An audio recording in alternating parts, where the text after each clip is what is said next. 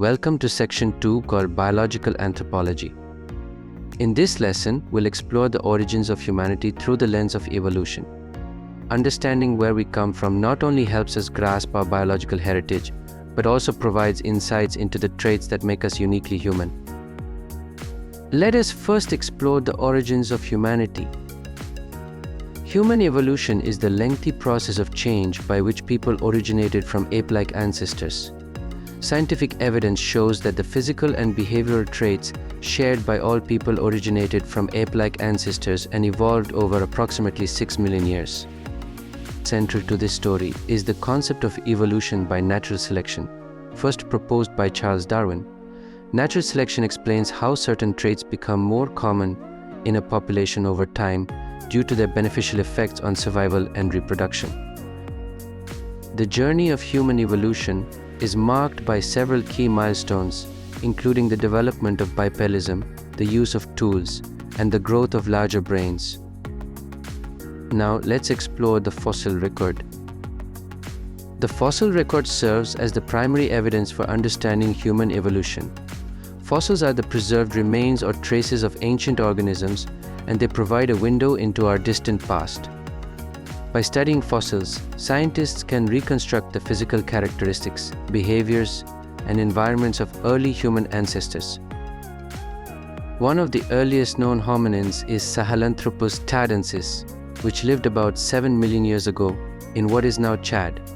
This species had a combination of ape-like and human-like features, suggesting it was close to the point where our lineage diverged from that of chimpanzees. As we move forward in time, we encounter Australopithecus afarensis, a well-known species due to the famous fossil Lucy discovered in Ethiopia. Australopithecus afarensis lived around 3.9 to 2.9 million years ago and was fully bipedal, meaning it walked upright on two legs. However, it still retained some ape-like features such as a small brain and long arms.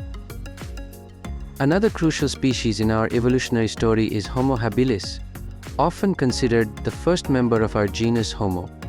Homo habilis lived about 2.4 to 1.4 million years ago and is known for its use of simple stone tools, marking the beginning of the Stone Age. As we continue through the fossil record, we encounter Homo erectus, a highly successful species that lived from about 1.9 million years ago to as recently as 110,000 years ago. Homo erectus was the first hominin to exhibit modern human-like body proportions with longer legs and shorter arms, which were well suited for life on the ground. This species also showed evidence of more complex tool use, controlled use of fire, and the potential for early forms of communication. Finally, we arrive at Homo sapiens, our own species, which first appeared around 300,000 years ago in Africa.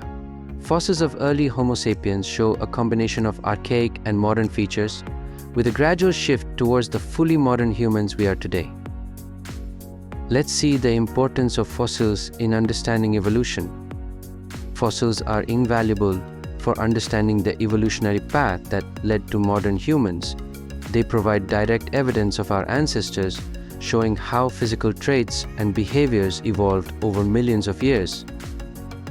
By examining the shape, size, and wear patterns on fossil bones and teeth, scientists can infer the diet, locomotion, and social behaviors of early hominins.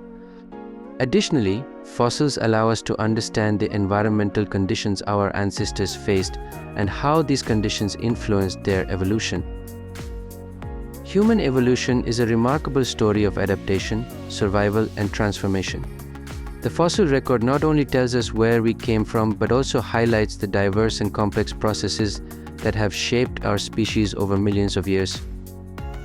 In the next lesson, we'll delve into the genetic evidence for human evolution, exploring how our DNA links us to other species and traces our migration across the globe.